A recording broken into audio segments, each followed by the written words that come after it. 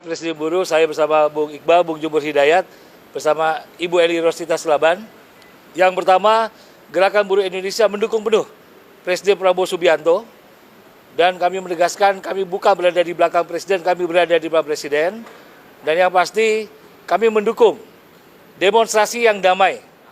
Tetapi kami tegaskan kami menentang perusuh-perusuh yang mencoba mengganggu stabilitas politik dan ekonomi di Indonesia.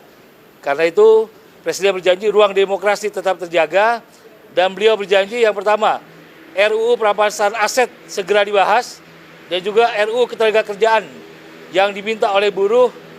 Beliau minta kepada Ketua DPR untuk langsung segera dibahas oleh partai-partai dan setuju untuk segera dibahas. Yang berikutnya akan disampaikan oleh Bung Iqbal atau Bung Jumur. Silakan. Terima kasih kawan-kawan media cetak, media online, dan media elektronik. Pada kesempatan pertemuan dengan Presiden Prabowo Subianto, ada beberapa hal yang tadi telah disampaikan oleh Bung Andi Gani, saya akan menambahkan.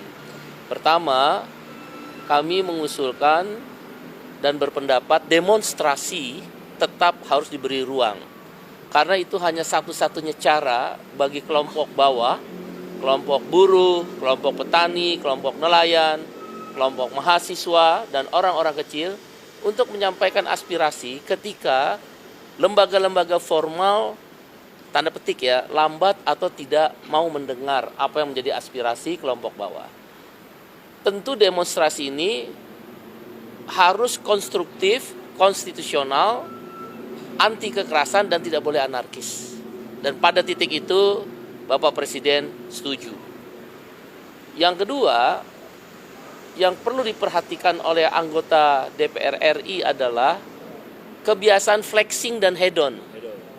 Kebiasaan flexing dan hedon di tengah PHK yang merajalela, ojol yang bolak-balik ke DPR, nggak pernah diperhatikan untuk potongan tarif 10%, ya, kemudian upah buruh yang masih rendah, outsourcing yang masih merajalela, banyak orang yang belum punya rumah, orang miskin masih banyak, pengangguran masih tinggi.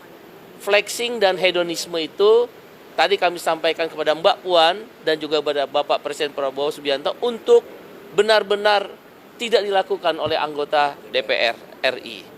Begitu pula kepada menteri-menteri yang ada, wakil menteri yang ada dalam kabinet Prabowo Subianto. Yang ketiga, kami membawa 6 isu utama yang sebagaimana kawan-kawan media sudah mendengar dalam aksi buruh di tanggal 28 Agustus. Ada